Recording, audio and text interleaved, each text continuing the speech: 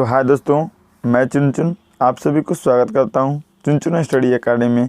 तो दोस्तों, जैसा कि आपको पता होगा दोस्तों कि मैं एक कक्षा 10वीं की जो विज्ञान की जो भौतिकी थी दोस्तों, फिजिक्स, उसका फर्स्ट चैप्टर प्रकाश का प्रवर्तन और अपवर्तन का मैंने VVI ऑब्जेक्टिव डाल दिया हूं दोस्तों। तो सेकेंड चैप्टर जो है मानव नेत्र तथा रंग बिरंगा संसार जो है दोस्तों, उसका मैं आज आपको ऑब्जेक्टिव कराने वाले हैं दोस्तों। तो आप वीडियो को अंत तक देखिएगा दोस्तों। वीडियो अच्छा लगे दोस्तों तो चैनल को सब्सक्राइब कीजिएगा दोस्तों। जिनको PDF चाहिए दोस्तों, मैं लिंक डिस्क्रिप्शन में दे दूंगा दोस्तों। आप हमारे व्हाट्सएप नंबर पे जुड़ सकते हैं या व्हाट्सएप ग्रुप से जुड़ सकते हैं, ठीक है दोस्तों। तो टाइम बहुत कम है दोस्तों, इसलिए आपको स्टार्ट करते हैं। देखिए कहा दोस्तों, फर्स्ट क्वेश्चन का समान नेत्र के लिए कुल बिंदु कितनी होती है, या समान नेत्र के लिए कितनी जो है दूर बिंदु होती है। देखिए दोस्तों, दूर बिंदु हम आँख से कितनी दूर तक देख सकते हैं, ये दोस्तों मेरी आँख को भी पता नहीं होगा दोस्तों कि हम कितना दूर देख सकते हैं। तो ये आंसर हो जाएगा दोस्तों, क्या हो जाएगा, ये आंसर आपका हो जाएगा अनंत। अब अगर जो दोस्तों आपको निकटतम कह देता दोस्तों, निकटतम, निकट कहता दोस्तों, निकट क्या दोस्तों, निकट, तो आपका आंसर हो जाएगा, निकट कहेगा तो 25 सेंटीमीटर आपका आंसर हो जाएगा। देखिए दोस्तों, दूसरा क्वेश्चन कहा है दोस्तों कि अभिनेत्र लेंस की फोकस दूरी में परिवर्तन किया जाता है। अभिनेत्र लेंस की फोकस दूरी में परिवर्तन किया जाता है पंचमाभी भाग द्वारा। क्या दोस्तों, पंचमाभी द्वारा। देखिए दोस्तों, जो आपके पास अभी किताब होगा दोस्तों या कॉपी होगा, आप उसमें नोट करते जाइएगा दोस्तों। एक बार आप पढ़ लीजिएगा, आपको कहीं भी दिक्कत नहीं होगा, आप 100% एग्ज़ाम में पास हो जाइएगा दोस्तों। क्योंकि इससे दोस्तों मैं आपको विश्वास देता हूँ, कम से कम इस वीडियो को देखने के बाद आपके 6 से 7 नंबर की ऑब्जेक्टिव कन्फर्म हो जाएगी, ठीक दोस्तों। देखिए कहा स्पेक्ट्रम में किस रंग की किरण का झुकाव अधिक होता है। तो दोस्तों, जैसा कि आपको पता होगा दोस्तों, बैगनी रंग का जो स्पेक्ट्रम में जो होता है दोस्तों, रंग की किरण जो होती है झुकाव होती है, ठीक दोस्तों। तो अब देखिए चौथा क्वेश्चन का दोस्तों, स्पेक्ट्रम को प्राप्त करने के लिए किसका उपयोग किया जाता है। प्रिज्म से ही गुजारा जाता है दोस्तों, तो स्पेक्ट्रम बनता है। तो आपका आंसर डी हो जाएगा। देखिए दोस्तों, पांचवा क्वेश्चन का जो नेत्र निकट की वस्तु को साफ नहीं देख सकता, उसे नेत्र में होता है दूरदृष्टि दोष होता है। जो देखिए दोस्तों, दूरदृष्टि दोष उस दृष्टि दोष को कहते हैं दोस्तों जो दूर की वस्तु दिखाई दे परंतु नज़दीक की वस्तु दिखाई ना दे, उसे दूरदृष्टि दोष कहते हैं। अब देखिए दोस्तों, कहा मानव नेत्र में होता है। मानव नेत्र में कहा दोस्तों उत्तर लेंस होता है। अगर जो आपको आंसर में दिक्कत हो दोस्तों, तो आप लिंक में मैं नंबर दे दिया हूँ, आप व्हाट्सएप नंबर से भी कांटेक्ट कर सकते हैं कि आपका आंसर गलत है। मगर नहीं दोस्तों, मैं इतना रिसर्च करके बनाया हूँ कि गलत हो नहीं सकता है। अब दोस्तों, अगर जो आपको भी सेकेंड आंसर आपको पता होगा तो आप हमारे व्हाट्सएप नंबर से संपर्क कर सकते हैं। तो छठा क्वेश्चन कहा दोस्तों, मानव नेत्र में कौन सा लेंस होता है। तो ऑप्शन दिया दोस्तों, किसी प्रकार का लेंस नहीं होता है। बी में कहा अवतल लेंस का उपयोग होता है, और सी में दोस्तों उत्तल लेंस का उपयोग होता है, और डी में कहा दोस्तों उत्तल दर्पण का तो उपयोग होता ही नहीं दोस्तों। अब किसी प्रकार का तो लेंस ही होगा, तो ए और बी तो होगा ही नहीं दोस्तों। अब आ गया अवतल की उत्तल। तो देखिए दोस्तों, हम मानव नेत्र में उत्तल लेंस का उपयोग होता है दोस्तों। इसमें ये बात याद रखिएगा दोस्तों, ये क्वेश्चन पूछा जाता है, ठीक है दोस्तों। तो देखिए कहा मानव नेत्र वस्तु का प्रतिबिंब निम्न में किस भाग पर बनाती है? तो देखिए दोस्तों, रेटिना पर जो है वस्तु का प्रतिबिंब बनता है। मानव आँख में, मतलब मानव नेत्र में रेटिना पर ही इसका प्रतिबिंब बनता है। अब देखिए कहा दोस्तों, मानव नेत्र के रेटिना पर बनने वाला प्रतिबिंब होता है। कैसा होता है दोस्तों? वास्तविक होता है। ये आंसर आपको सी होगा कि वास्तविक होता है और उल्टा होता है। देखिए दोस्तों, कहा टिंडल प्रभाव की कौन सी परिघटनाओं को प्रदर्शित करता है? तो आपका आंसर हो जाएगा दोस्तों, कौन हो जाएगा दोस्तों? प्रकाश का प्रकीर्णन हो जाएगा दोस्तों। आप कॉपी नोट करते जाएगा दोस्तों, बहुत अच्छा रहेगा दोस्तों। देखिए दोस्तों, कहा सेकेंड दूरदृष्टि दोष वाली आँख को साफ देखी जा सकती है। तो मैंने आपको पहले ही बता दिया दोस्तों कि जिनको दूरदृष्टि दोष है दोस्तों, उनको दूर की वस्तु दिखाई पड़ती है पर नज़दीक की वस्तु दिखाई नहीं पड़ती है दोस्तों, तो यही दूरदृष्टि दोष होता है।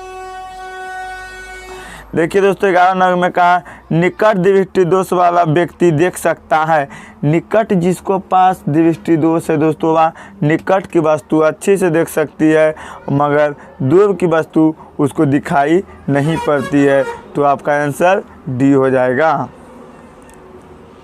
देखिए दोस्तों, अभी मानव नेत्र में कौन सा दर्पण का उपयोग किया, लेंस का उपयोग किया जाता है दोस्तों? तो यही क्वेश्चन को फिर दोहरा दिया गया है।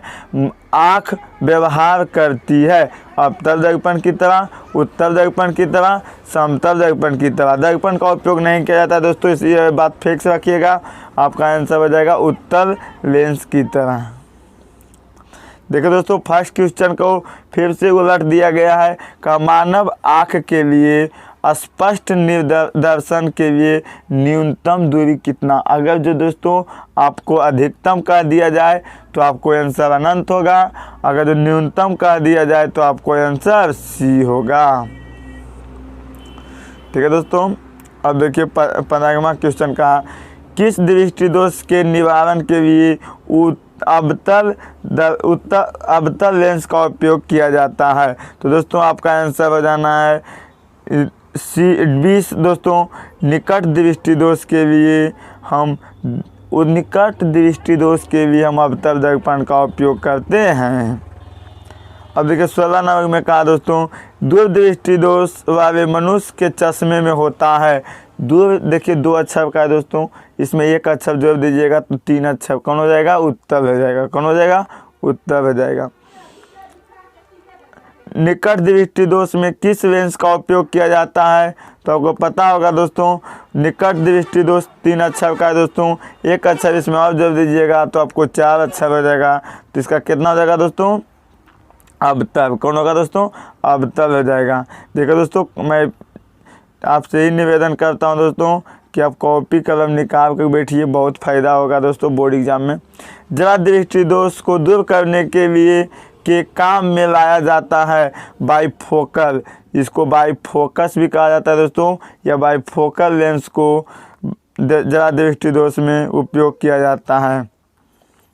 श्वेत प्रकाश में कितने वर्ण होते हैं, मतलब कितने रंग होते हैं? तो इसमें 7 होते हैं। कितने होते हैं दोस्तों? 7। देखिए दोस्तों, का श्वेत प्रकाश की किरण जब किसी प्रिज्म से होकर गुजरती है तब जो वर्ण सबसे अधिक विचलित होती है वो वह है बैगनी। कौन दोस्तों? क्या है दोस्तों? बैगनी। कौन है दोस्तों? बैगनी। अब देखिएगा दोस्तों, इसमें कहा है कि श्वेत प्रकाश एक प्रिज्म से होकर गुजरता है, जो सबसे अगर जो अधिक विचलित होता है दोस्तों तो वह बैगनी है, मगर सबसे कम विचलित होता है तो वह लाल है। इसीलिए इसका ट्रेन पे उपयोग किया जाता है दोस्तों, सिग्नल के रूप में। प्रिज्म के भीतर से होकर गुजरने वाले श्वेत प्रकाश के अपने विभिन्न घटकों में विभाजन को कहते हैं प्रकाश का वर्ण विक्षेपण। क्या कहते हैं दोस्तों? प्रकाश का वर्ण विक्षेपण। कहा 23 में कहा दोस्तों प्रकाश के किस वर्ण के लिए तरंगदैर्घ्य अधिक होता है? प्रकाश के किस वर्ण के लिए तरंगदैर्घ्य अधिक कम होती है। लाभ कौन दोस्तों, लाभ जो होता है तरंग दैर्घ्य जिसका अधिक होता है मगर प्रिज्म से इसको गुजारा जाता है तो कम होता है। अब देखो दोस्तों 24वां क्वेश्चन कहाँ है कि प्रिज्म से निकलने के बाद श्वेत किरणें क्यों 7 भागों में विभक्त हो जाती है या बट जाती है। तो आपका आंसर होगा दोस्तों सूर्य का, आपका आंसर सी हो जाएगा। सूर्य का श्वेत प्रकाश 7 रंगों का मिश्रण होता है इसलिए यह चेंज हो जाता है। अब देखिएगा दोस्तों कहाँ, कांच के प्रिज्म से गुजरने वाली विभिन्न वर्ण की किरणों का विचलन विभिन्न रूप में होता है। इनका आंसर आपको सी भी हो जाएगा दोस्तों। विभिन्न रंगों का प्रकाश कांच में विभिन्न चाल से चलता है। अब देखिए दोस्तों, अब आपको देखिए 26 नंबर क्वेश्चन का है दोस्तों कि प्रिज्म से गुजरने पर सूर्य के किरणें विभिन्न वर्गों में बट जाती है क्योंकि विभिन्न रंग की किरण विभिन्न रंगों की किरणों का विचलन भिन्न भिन्न होता है। देखिए दोस्तों, जिसको पास किताब नहीं होगा वो अच्छा से लिखिएगा दोस्तों, यही सब क्वेश्चन आता है। अब देखिए दोस्तों, इसमें कहा एक उत्तर लेंस की फोकस दूरी 20 सेंटीमीटर है तो इसकी क्षमता क्या होगी। देखिए दोस्तों, इसकी क्षमता का ऐसा मात्रक होता है दोस्तों 1/f। क्या होता है दोस्तों 1/f। अब देखिए दोस्तों 1/ फोकस दूरी इसकी क्षमता होती है तो इसको 20 से भाग दीजिएगा दोस्तों तो यहाँ आएगा 0.5। क्या आएगा दोस्तों 0.5। ठीक है, तो अब ये समझिए दोस्तों कि अब 0.5 इसमें नहीं दिया हुआ है तो इसका आंसर हो जाएगा दोस्तों इनमें से कोई नहीं। ठीक है दोस्तों, इसका 0.5 होता है। पृथ्वी के साइज को नियंत्रित करता है परिताविक। कौन दोस्तों, परिताविक जो होती है वह पृथ्वी की साइज को निर्धारित करती है। अब देखिएगा दोस्तों कहा कि किस दृष्टि दोष को अवतल और उत्तल दोनों लेंसों से बने द्विफोक्सी लेंस द्वारा संबोधित किया जाता है। तो जरा दृष्टि दोष। कौन दोस्तों, जरा दृष्टि दोष को संशोधित किया जाता है। देखिए दोस्तों, अब 30वां क्वेश्चन का दोस्तों नेत्र में प्रवेश करने वाली प्रकाश किरणों की अधिकांश परिवर्तन होता है कॉर्निया के बाहर। कहाँ दोस्तों, कॉर्निया के बाहर। अब देखिएगा दोस्तों 31 नंबर क्वेश्चन का, जब सूर्य का प्रकाश वायुमंडल से गुजरता है तो वायु के सूक्ष्म कण किस रंग के प्रकाश को अधिक प्रवरता से प्रकिरणन करते हैं। नीला को। किसको दोस्तों, नीला जो होता है उसको प्रकिरणन ज़्यादा करते हैं। मानव नेत्र कार्य करती है। मानव नेत्र जो होती है दोस्तों कैमरा की भांति काम करती है, जो फोटो खींचते हैं वैसा हो जाता है दोस्तों। देखो दोस्तों 33 नंबर क्वेश्चन का, प्रकाश एक पतली झिल्ली से होकर नेत्र में प्रवेश करता है तो इस झिल्ली को क्या कहते हैं। कॉर्निया या श्वेतमंडल, या दोनों होता है दोस्तों, ए या बी। कॉर्निया से भी होकर प्रकाश गुजरती है और श्वेतमंडल से भी प्रकाश गुजरती है। 24 नंबर क्वेश्चन का दोस्तों, नेत्र गोलक की आकृति लगभग गोलाकार होती है। देखिए दोस्तों, नेत्र गोलक जो होती है दोस्तों वह गोलाकार होती है, गोला टाइप की होती है। ठीक दोस्तों, अब देखिए दोस्तों कहा नेत्र गोलक का व्यास जो होता है, क्योंकि दोस्तों यह गोल होता है तो इसका तो व्यास भी होगा। इसका व्यास होता है 2.3 सेंटीमीटर। क्या होता है दोस्तों, 2.3 सेंटीमीटर।